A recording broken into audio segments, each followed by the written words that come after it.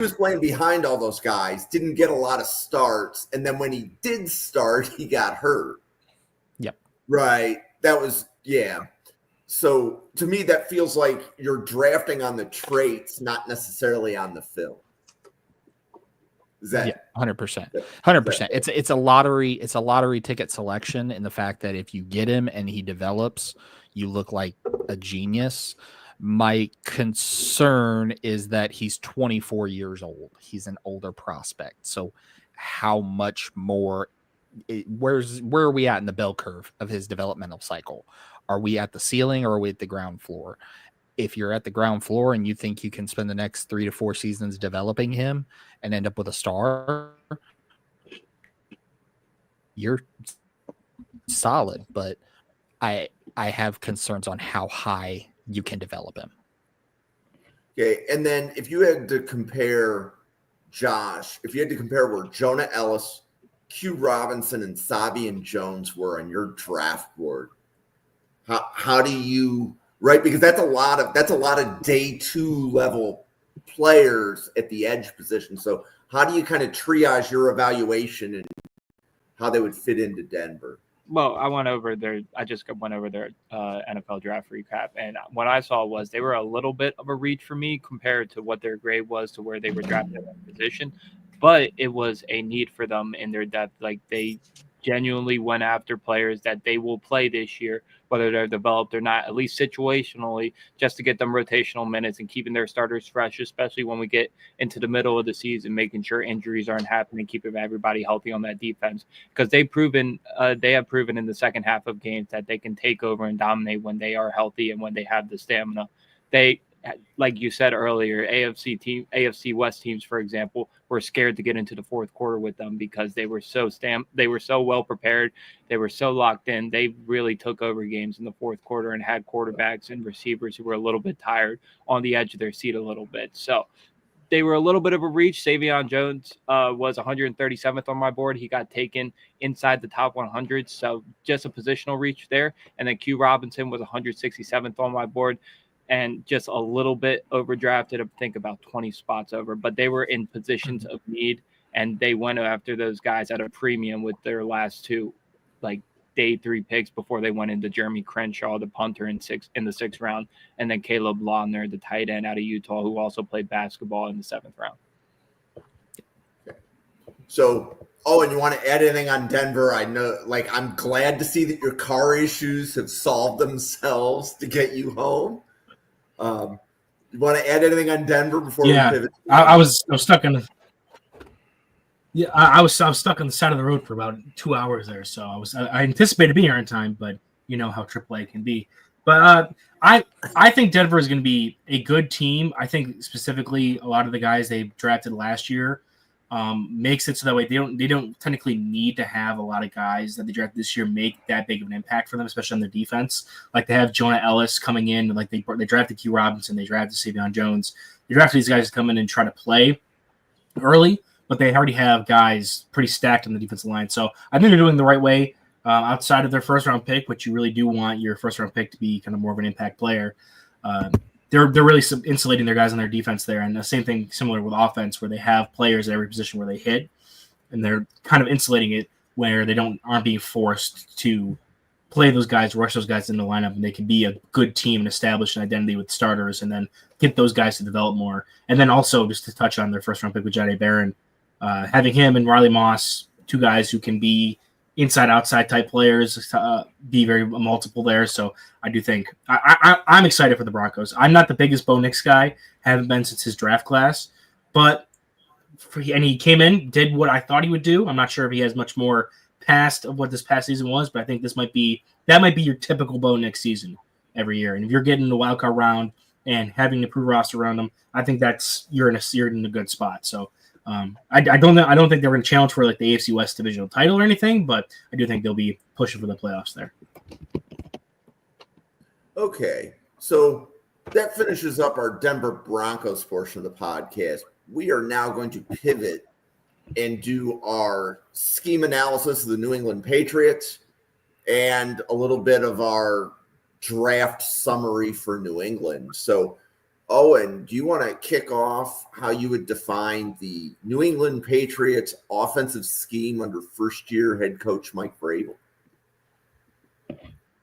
Yeah, so it's pretty easy for me to do this because it's basically, Mike Vrabel learned under Bill Belichick. Josh McDaniels is the offensive coordinator again. You can just kind of run back a lot of the stuff that they've run for the past however many years that we've had to deal with the Patriots being at the top of the league when they had Tom Brady. For offense specifically, Josh McDaniels, when he had Brady there, and we've kind of seen this evolve a little bit, but not really as much as you'd like to see in his next few stops. But it's a lot of pro-style stuff, having the quarterback have a ton of option reads, being able to get on the same page with his wide receivers, read the defense, know his weapons are going to be going one way or the other based on the defense's leverage and coverage, and the quarterback needs to know all the different possibilities and options as receivers can run before he hits him. And it's a lot of power, vertical running.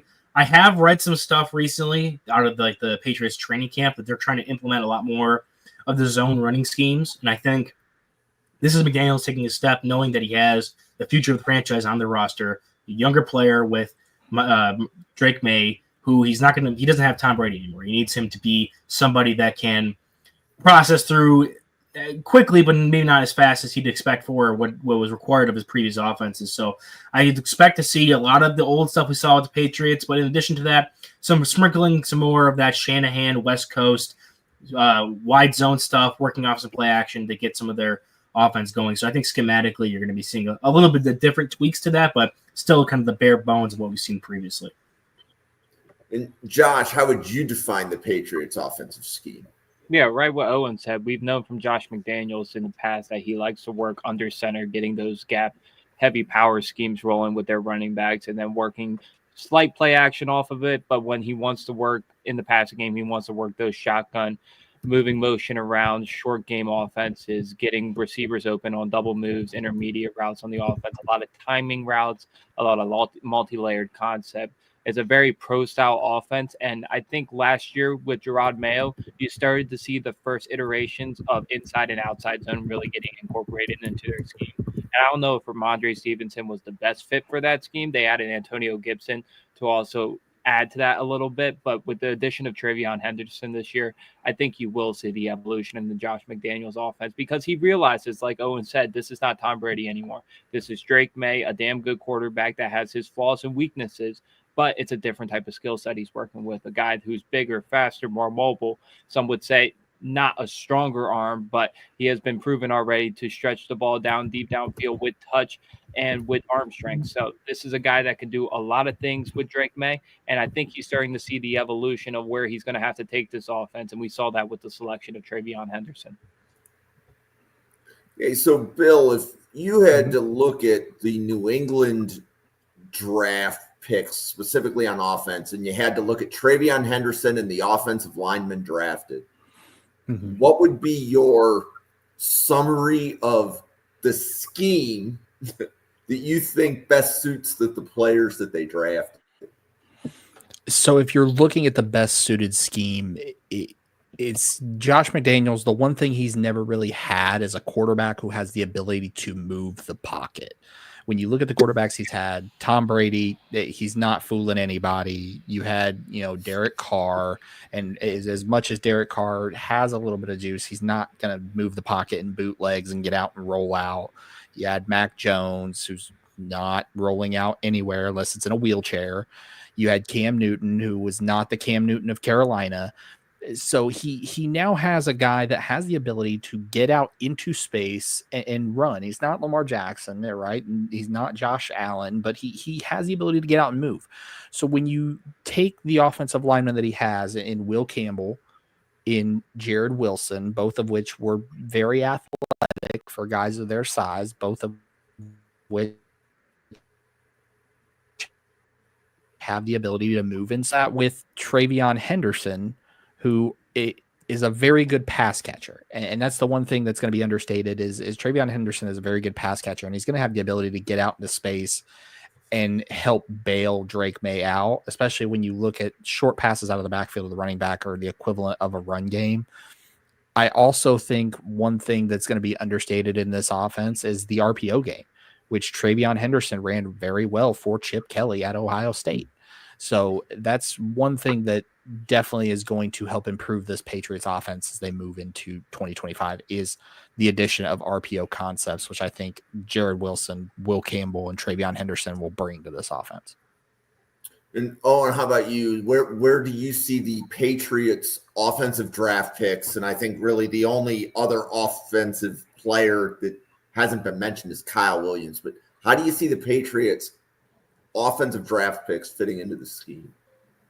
Yeah, so I think Travion Henderson is like the big tell for like what we're talking about with the zone move, the move towards zone running, and some of the other things they're going to do in that with using their backs in the receiving game as well. Like Travion Henderson is the beacon of the draft picks that is going to indicate that that move is happening.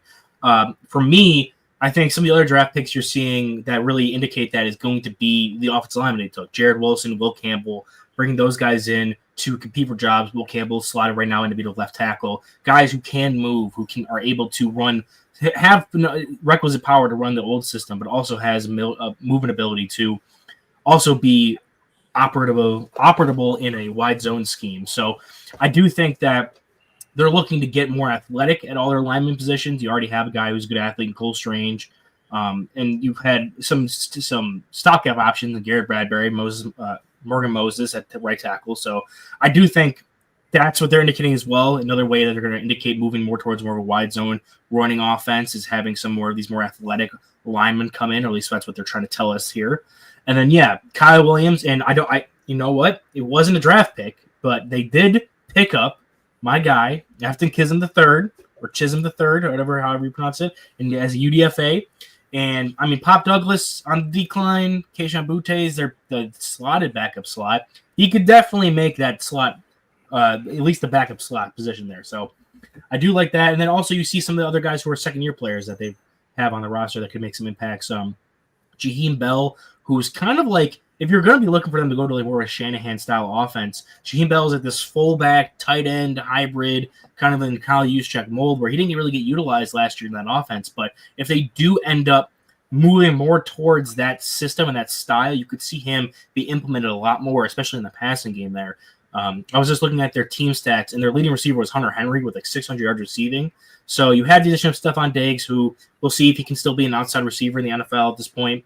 Matt Collins, I wouldn't want him to be my starting number 2 wide receiver. So I could definitely see Kyle Williams as draft pick fitting in there. And looking at the rest of the depth of this receiver room, even though I like Chisholm, there's Diggs, Hollins, Douglas, Butte. None of these guys are really like burners. Kyle Williams is the only player they've brought in that really offers them like a legit speed option at wide receiver. So it also plays more into like they want to hit the play action, hit the shots deep. So they definitely made some investments with their rookies that kind of indicate where they're trying to move towards, but also players that aren't totally unfamiliar with playing that older style of system. So they have kind of a bridge gap between who they brought in as free agents and as well as who they're drafting in to develop into their newer system.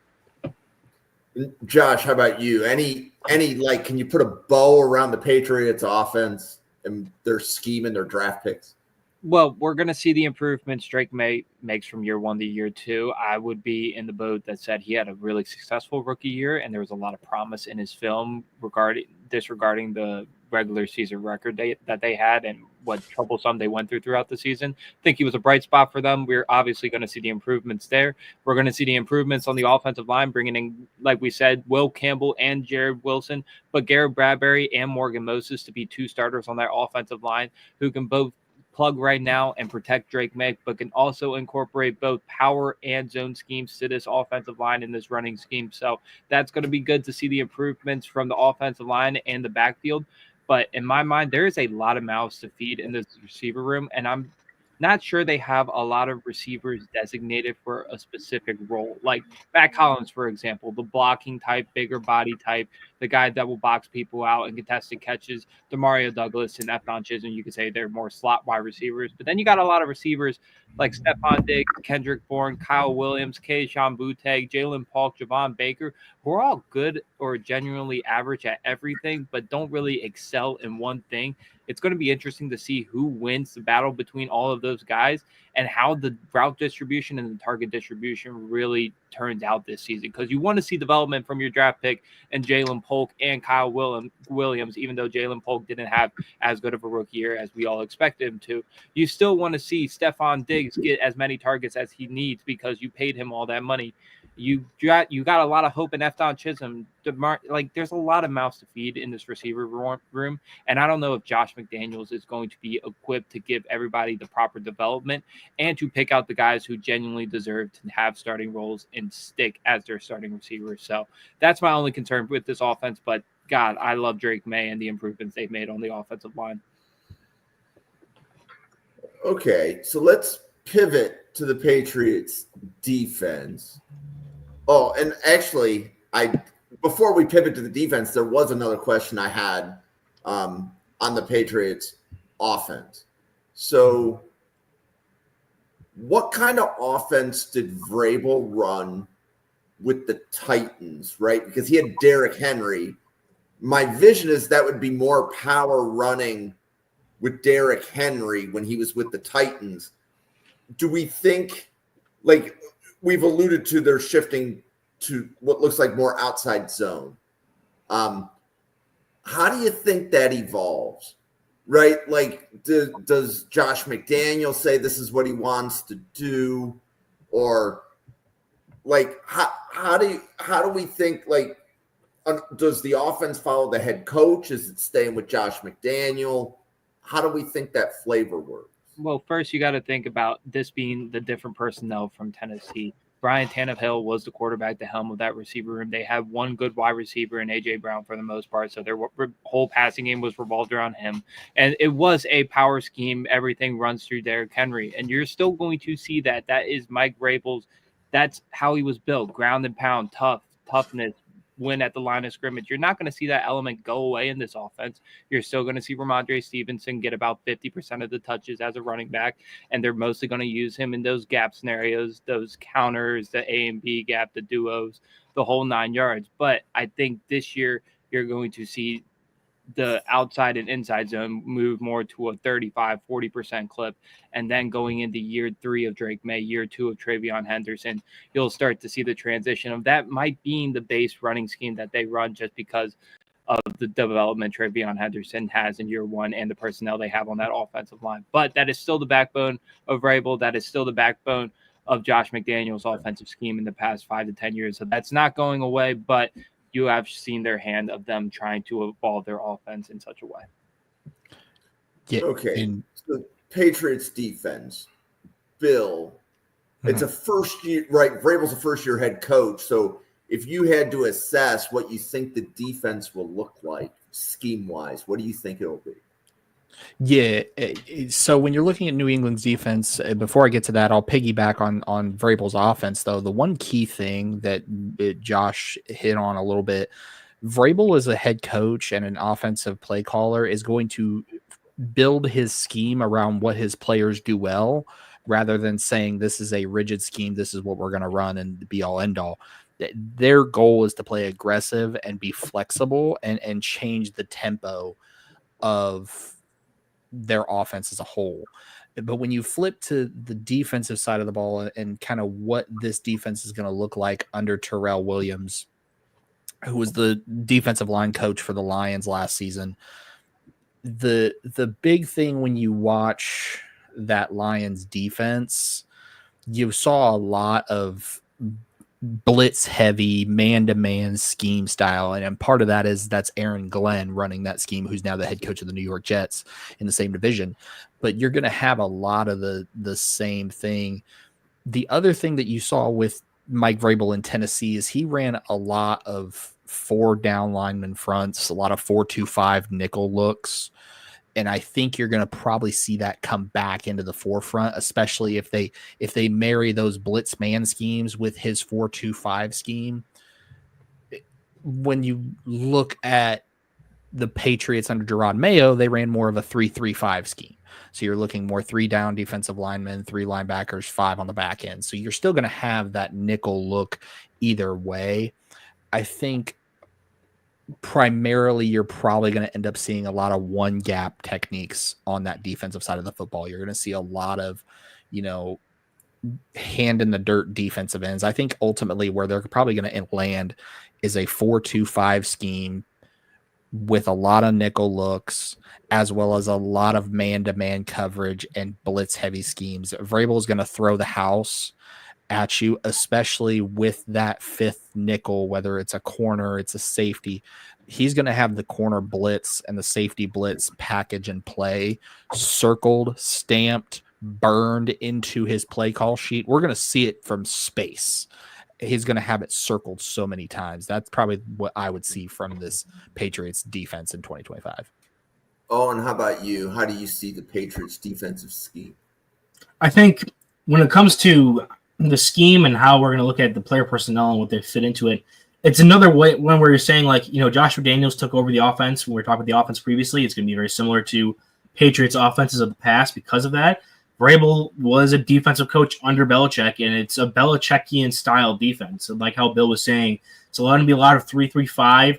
In reality, as someone who now has to coach a 3-3-5 and has to figure out how the hell I'm going to make that work, especially with Vrabel, that comes down to a lot of blitzes. It's a 3-3-5, but they're still going to have these hybrid edge linebacker types. Like they drafted Braden Swinson. They have guys like Caleb Von Chason out there and Brittany Jennings that are going to be players that can stand up, drop, but also you like maybe in 2-point stances off the edge who can roll up. It can be a 3-3 base, but realistically, you're going to be seeing a lot of 4-2s, a lot of 5-1s. You're going to have a lot of players that are going to be rotating in and blitzing. They're going to have so many weird pressure packages and looks because that's what Vrabel did in Tennessee. That's where he loved guys like Arden Key there. He had Bud Dupree for a season. They brought in Harold Landry from Tennessee over. So that same kind of archetype of player that can be and run in those different exotic-looking fronts and exotic-looking blitzes to kind of confuse that offensive line and make them not know where their blocking assignments are in the run game, and to also whose assignment is what when it's coming to pass protection, and especially when you're trying to pass protect against with like a 5-man front, you're really going to have trouble with understanding where your assignment is, who to pick up, who's the most dangerous man coming off of where, because they can come from any point. And then you also see that with their DBs, their secondary. You have Jabril Peppers and Kyle Duggar, these more versatile pieces. You have Marcus Jones as a slot corner. These players that if you were to switch from a 3-3 and then rotate down into like a 4-2 or a 5-1, you have these like bigger bodied safeties or these slot corners that are more comfortable playing your line of scrimmage that can rotate down. And now instead of it being a 3-3-5, it's essentially a 4-3-4, a 4-2-5. He has so many multiple variable looks that he can throw at you, and that's what they really like to have is these players who can at whatever level have a mismatch of size, athleticism, and being able to play multiple different spots on the defense, be these multiple chess pieces, so that way they can give you specific looks. They're not looking for like a very specific type of player for any one position. They're looking for a guy who can play several different positions and have maybe like a base position in the first place, but you're never going to see one guy be like, oh, that's our outside linebacker every play. He's never going to be our designated pass rusher. He's also like our edge 1 or edge 2 kind of guy. So, Josh, this is the team that drafted Braden Swinson, and they got Braden Swinson in round 5. What's your impression of where Swinson was taken? And then remind us of your evaluation of the player, because I know that was a player that you really liked. Well, Braden Swinson was really high on my board compared to consensus. He was 29th on my board, a first-round grade, which if anybody's going to stick their neck out for a prospect, usually one of us stick our neck out for a day 3 guy or a third-round guy going into the first round every single year. Braden Swinson was my guy this year for that, and it was good to see a couple other creators put him in that same category towards the last month of draft content, prepping up towards the NFL draft. But blows by me how he fell into the 5th round. At worst, he should have been a 3rd-round top 100 pick in my mind, just because of the ability to play the run right away, how smart, how tough, how tenacious he was. Even though he's not the best athlete in the world, he's able to win with hand usage, technicality. He's a really smart and well-developed edge rusher already, and that's what I've noticed about this New England front 5, at least to my eyes. They're not looking to win based off athleticism, off of quick get-offs, quick bends. They're trying to collapse the pocket within and play into their strengths, like Owen just said, being able to be versatile with their back end, being able to have multiple looks at safeties, roll into a 1 high shell, back into a 2 high shell,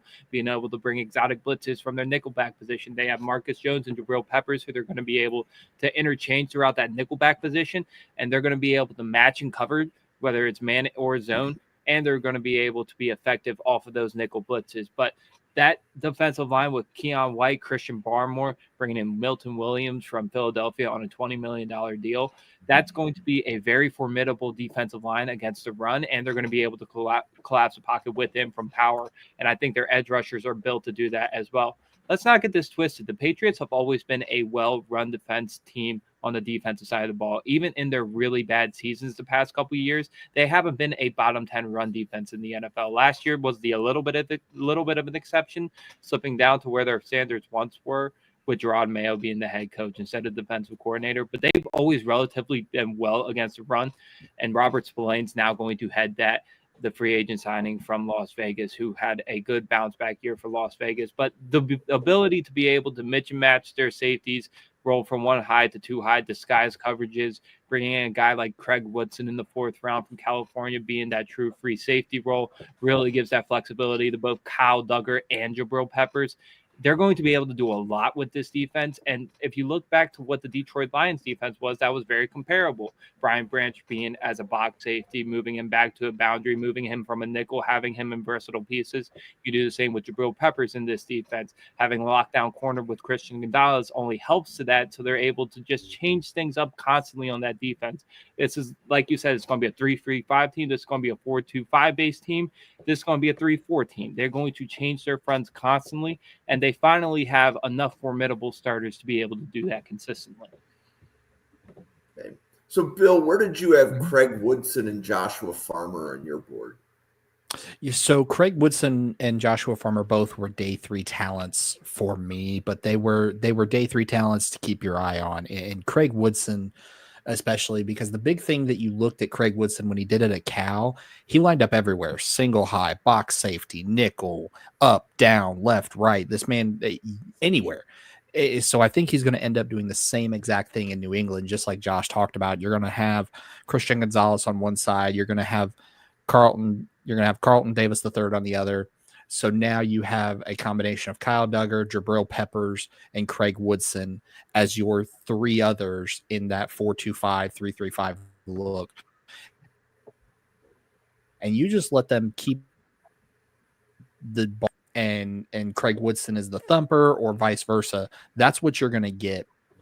Joshua Farmer at defensive tackle, I really loved him when he was in 3 tech spots at Florida State, because he had such an explosive first step.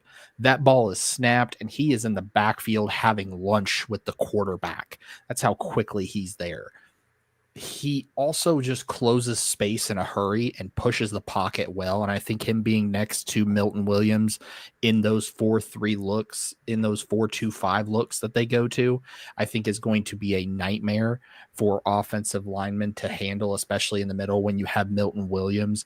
And then you also, oh, by the way, you have this athletic freak in Josh Farmer right next to him. And that's not to say about Christian Barmore, who's more of a nose tackle. Let's just throw him out there. So now you can have Farmer maybe potentially flex out to an edge, a defensive end in a 4-3 look, or you could even go with a 5 down defensive lineman look if you wanted to really get freaky in New England, which I think they may ultimately end up doing with this scheme.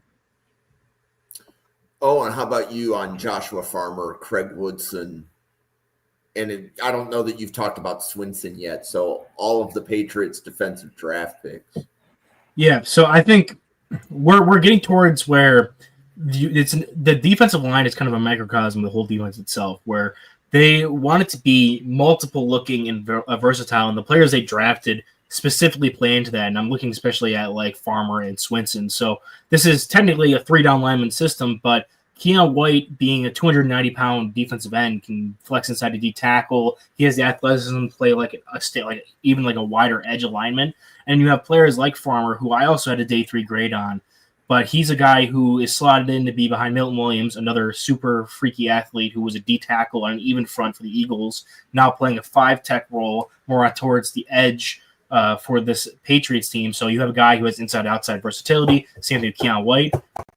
Barmore, who's like their nose tackle, is like their player that's going to be like exclusively the interior player. But if they wanted to make it an even front, they can just flex whoever they want in from those 2 guys and be more of a defensive tackle based or defensive end being a defensive tackle. So then you have a guy like Braden Swinson, who I had like a 4th-round grade on him. I thought, played hard, had really long arms, strong hands. So somebody who would come into a team like the Patriots specifically and be more of a compression style runner, can really play the run.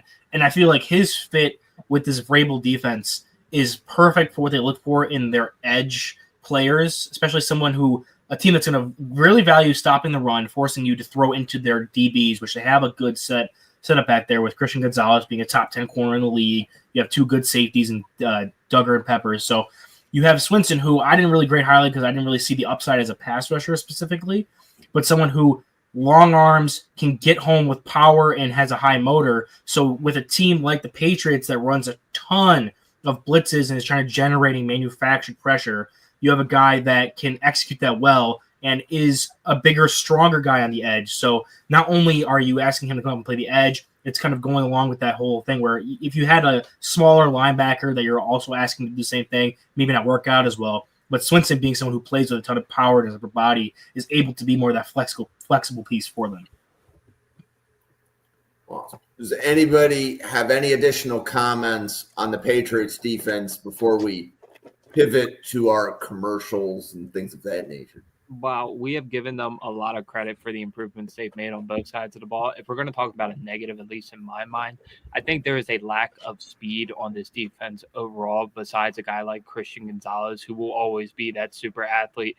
If they get in a track meet race, a yard after catch race with these receivers, or they're allowing big plays, big explosive plays to running backs on the outside, I don't know if they have the speed to catch up with and keep these guys under 30-point games if they start getting tired and fatigue and injuries start setting in. They're really good, really fundamental against the run. They're able to collapse a pocket and do so many different things, generating pressure. But I think that lack of speed will be evident on this team, especially at the edge position when you got Harold Landry, Anthony Jennings, and Braden Swinson being your true edge rushers, outside linebackers.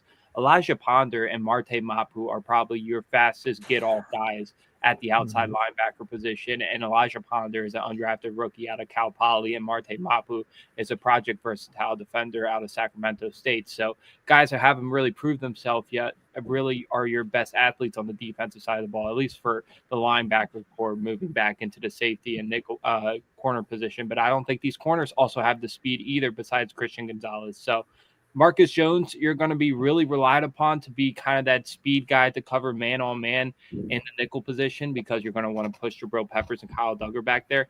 I think if they add some type of speed element on this defense, especially at the edge position, that will do wonders to try to get them to that next level of being a top 10, top 12 defense in the NFL. But that would be my only concern for them. Yeah, and I think, so to add on to your point about the speed, so if this team gets into anything resembling a shootout, which doesn't bode well with who they're in the division with, whether it's Miami or Buffalo, both teams that can put up points, so we talked about their weapons earlier. We did say like we liked some pieces they had and saw the direction they were going with the running game, but Stephon Diggs off a major injury, who was looking to be more of a slot-only type player for the Texans, kind of regressing towards that mean. Now he's going to have an abundance of targets, whatever he wants from this offense, he's going to be able to demand. But I don't know if he's going to have, especially after that major of an injury, the same juice to be an outside receiver again for them. Mac Hollins is currently slotted to be the outside receiver for them. I'm assuming that's why.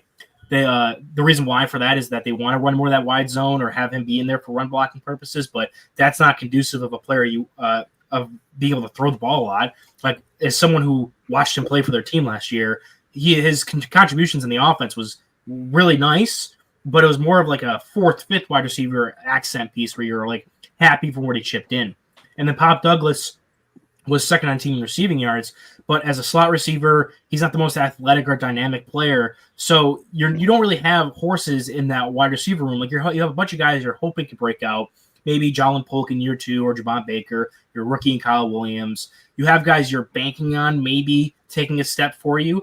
But that, in addition to, I don't love the additions they made in the O-line with Morgan Moses and Gary Bradbury. Like, it's significantly better than what they had last year. Don't get me wrong. It's definitely a major upgrade, but it's not like they're top of the line players for these positions. So they have pieces that they're hoping can be better than like what they had last year, which isn't far hill to climb, but I don't know what the ceiling is for those players there. So between that and the fact that they lack speed on defense, so if they're going to get against teams that can score the football or score in general, they are not going to be able to hold up, especially. I think it's going to be a lot of Drake May carry us in the passing game if it's going to be a game where you need to put up 27-plus points. I don't know how many of those games the Patriots can win. So I do think they're taking the steps in the right direction.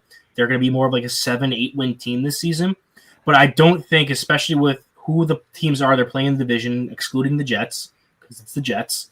But excluding them, they have 4 games against teams that can score the ball easily and have proven to do so against even a good Patriots defense, like Josh talked about in years past. They've still scored against them. And then you have other matchups in the AFC. I think they're playing the AFC. Correct me if I'm right. I forget what their schedule is this year. But even if they're regardless of the division they're playing, they have teams that they're going to be going against that can score a lot. So I don't expect this team to be able to be ones that can put up consistent 24-plus point games. They're going to win a lot of grind it out, run the football, stop the run on the other side, possession games. And I just don't think they have the pieces right now to compete when it comes to having to throw the ball in a passing league. Okay, so this is one of my funnest times of year because I get to create a draft order for my simulator. I have the Patriots as one of the top 14 teams in the league. So I have the Patriots making the playoffs. But I have them ahead of Miami, let's say, in the AFC East. But I'm looking at Miami as – I think Miami regresses from the standpoint of they're really not, let's say 3 or 4 years ago, Miami didn't draft well. And I think you see the results of that 2 years later, right? As your veterans age and you haven't replaced them. But anyways, let's pause for some quick commercials. Bill, thank you for joining us on Wednesday. Absolutely. And you want to let everybody know who you are and how they can find you.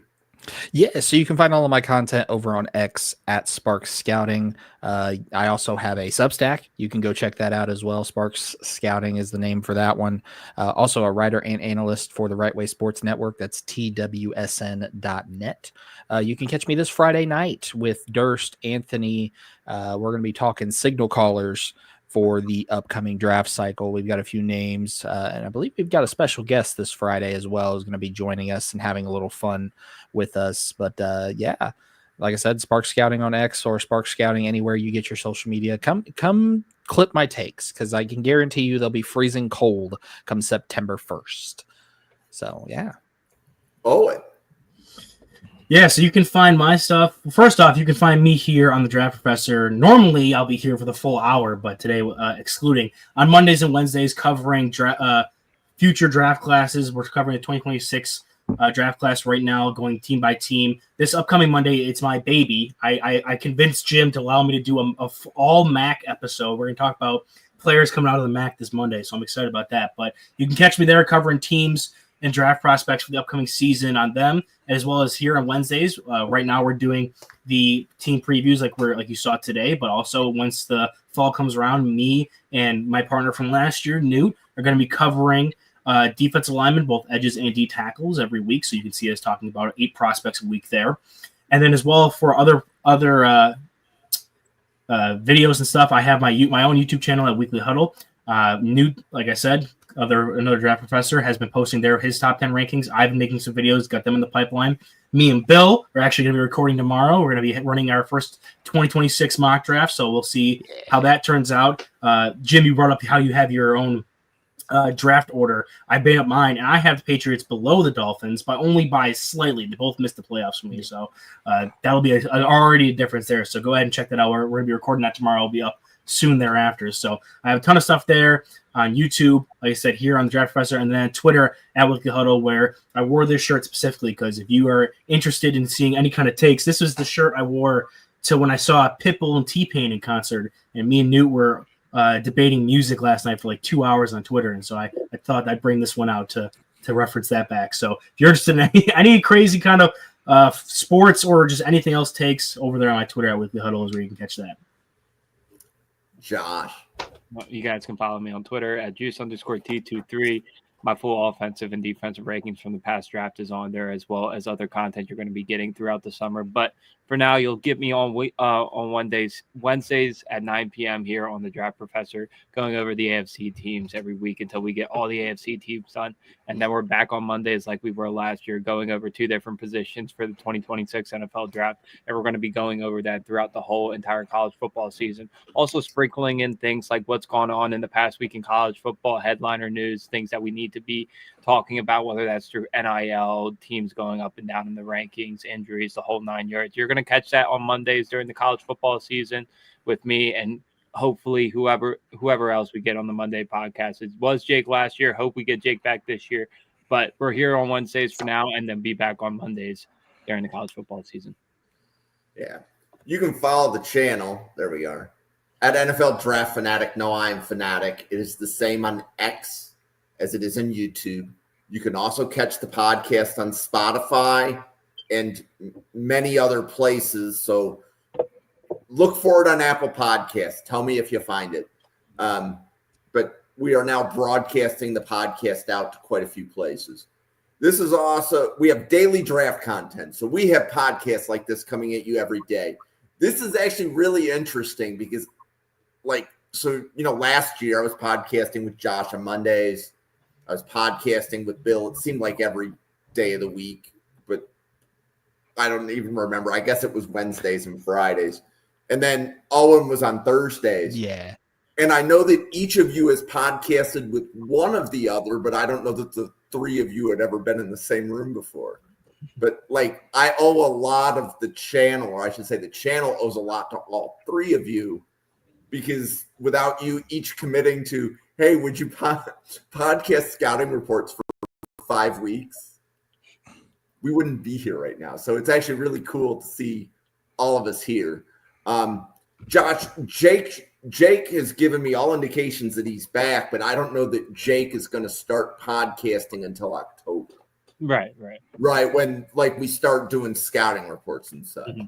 But so we've got about 80 podcasters at the Draft Professor that create content. There's about 22 who show up every week, and then we have guests like Clint Ghost is coming on Friday, and Clint podcasts about once a quarter. So we have people that make guest appearances, and that's just what makes the channel ebb and flow. So for the 80 podcasters at the Draft Professor, for Josh, Owen, Bill, myself, thank you for watching. We will see you on a podcast again tomorrow. Have a good night, everybody.